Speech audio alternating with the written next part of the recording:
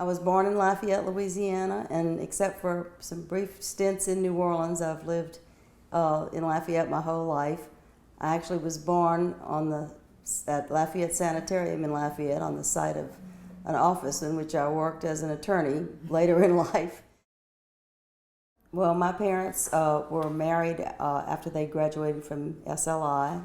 My father came to school here from Opelousas, and they married and she became a teacher after her father told her not to become a secretary and work for some man, that she should become a teacher and educate children. And my father was in the Air Force, the Army Air Force, which the Air Force was not formed yet. And they lived in Hondo, Texas for a while when my mother taught, and he taught navigation for the Army Air Corps. And then she moved to Lafayette when he was sent over to China, and she had me in Lafayette, and I grew up in the home, as I say, with my grandparents and on their property ultimately. After the war, when he came back, he attended Tulane Law School on the GI Bill, and we lived for a time in New Orleans during that period. He came back to Lafayette, and he began his law practice and ultimately went to work for J.J. Davidson, and they formed the partnership, ultimately Davidson, Moe, Onabane, and Donahoe. Actually, I was raised by 4 strong personalities growing up. As I said, my family lived on the same property or in the same house for my entire childhood and youth. My grandfather was a very strict disciplinarian, and he was also an artist in addition to his other work-related activities, having done commissioned portraits. And so he really exposed me to my own talents in that field and the appreciation for visual arts in general. My grandmother was the funmeister in the family. She really taught me a lot about joie de vivre like no one else could have. My father was very, very dedicated to his profession and was a wonderful dad, but he always said the law was a jealous mistress, which was something I learned to experience myself in later years. And my mother was also a disciplinarian, and she taught me a lot about moral conduct and honor, and stood me in good stead with that. Well, I started out at Mount Carmel girls' school and didn't really stay there very long. I had learned to read at home and learned to read continuing after the experience there and throughout the summer. And then I started Myrtle Place School in Lafayette, where they immediately put me into 2nd grade because I could read. And had a little trouble with phonics and had to do a little summer school with that. But then I went on to the 3rd grade, and then in the 4th grade I switched to Our Lady of Fatima School, where I stayed through the 9th grade.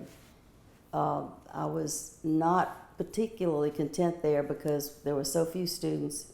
The classes were like 30 kids, one guy maybe in the class, maybe 2.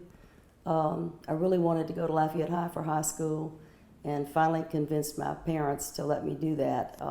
I wanted to have more choices of classes and maybe get into some of the advanced classes, which I ultimately did. And then I also really was lucky to win several awards. I was a high school favorite, most likely to succeed.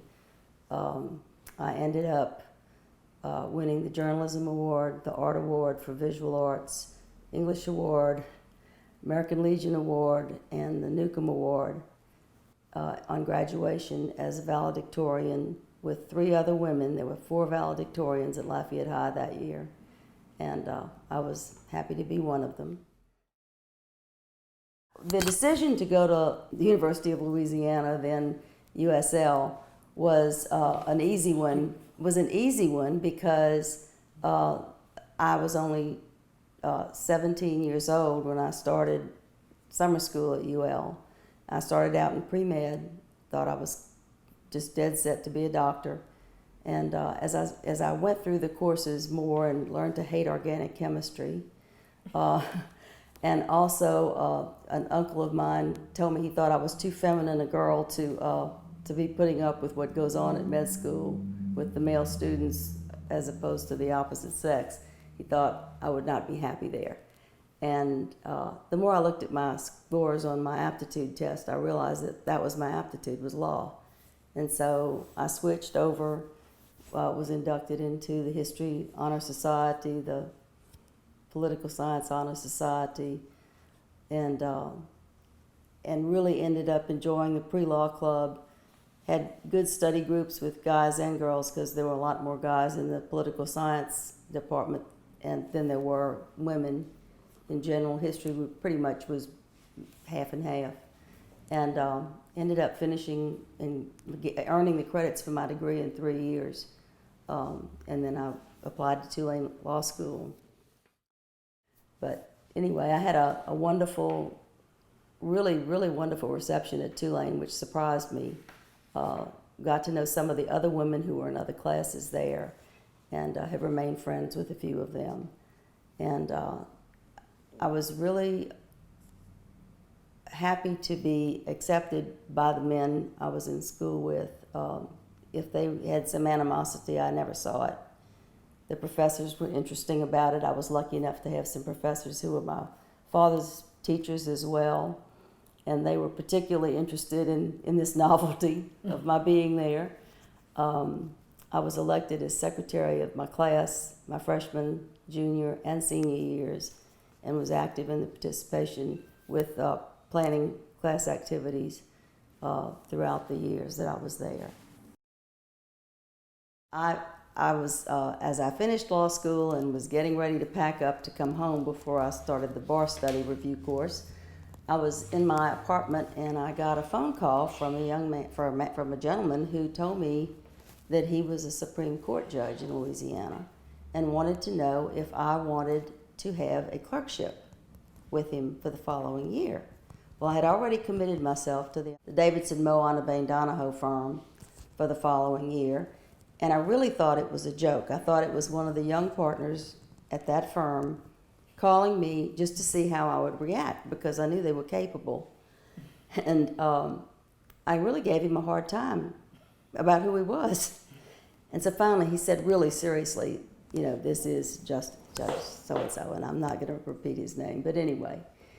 And I told him, I said, well, I apologize for all of the inquiries, but I said, I really wasn't sure. Since I haven't applied for the job, I was surprised that you called.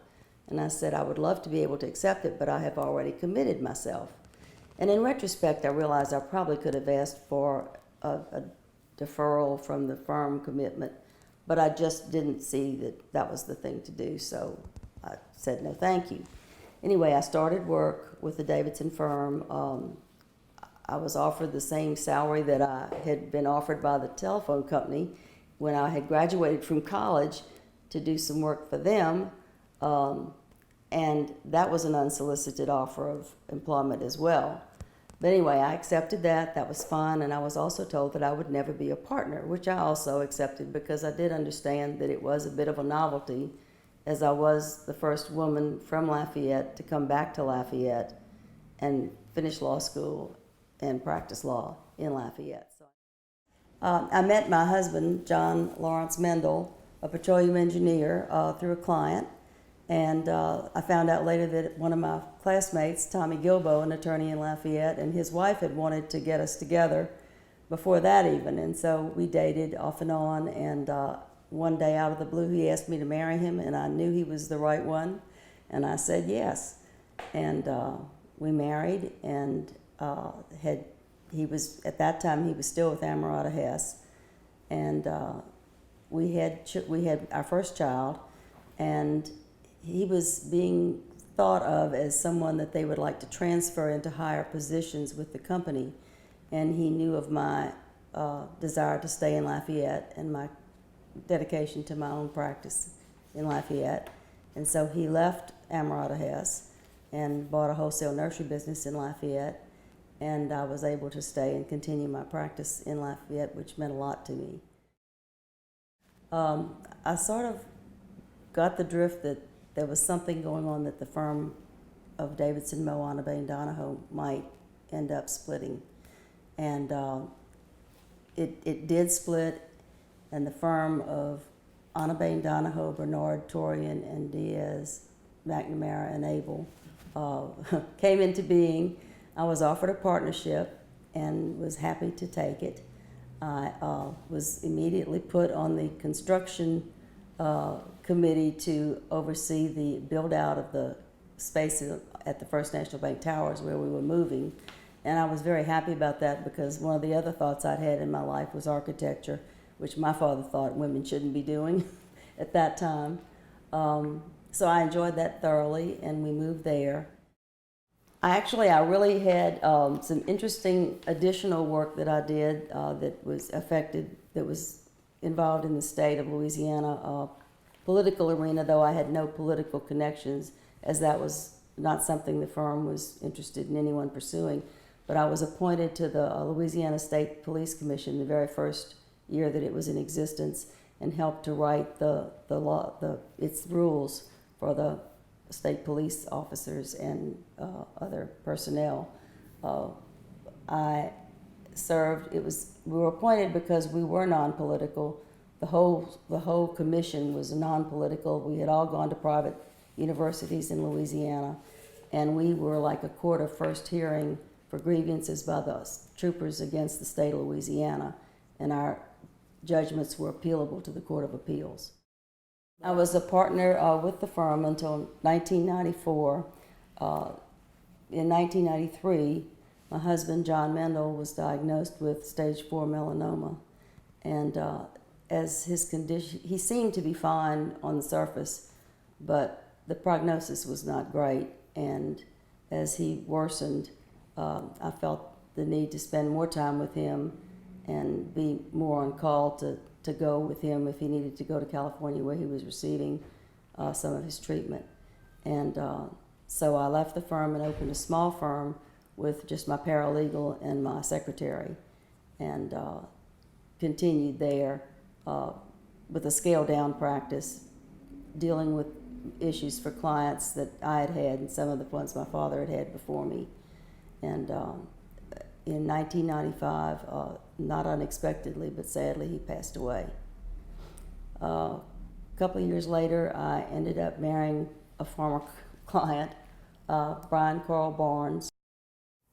One of my early dreams in life was to spend time in the mountains. I absolutely fell in love with the West. I had cousins who lived out there, and every time that we went, I thought I would love to be able to have a home in the mountains someday.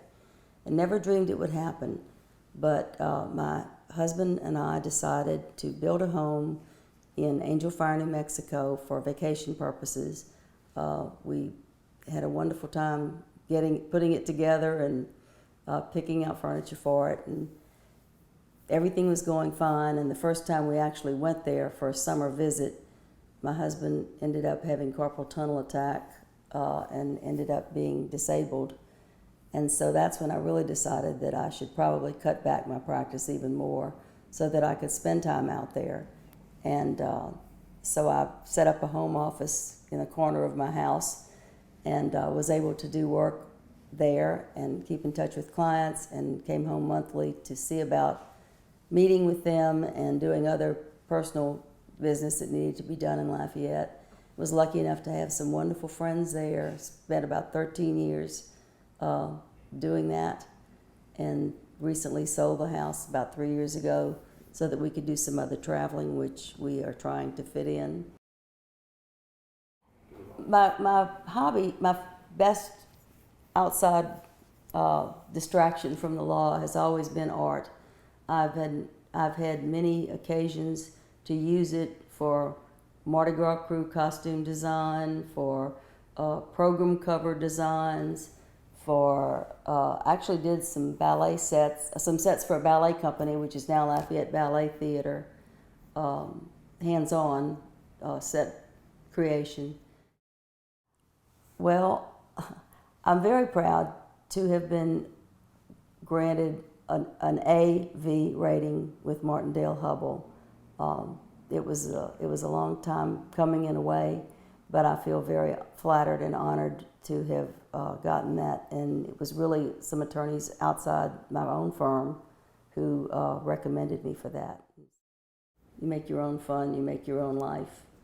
and I feel very good that I was able to create my own world, being able to enjoy my practice, enjoy my art interests, have wonderful marriages, beautiful and wonderful children and grandchildren.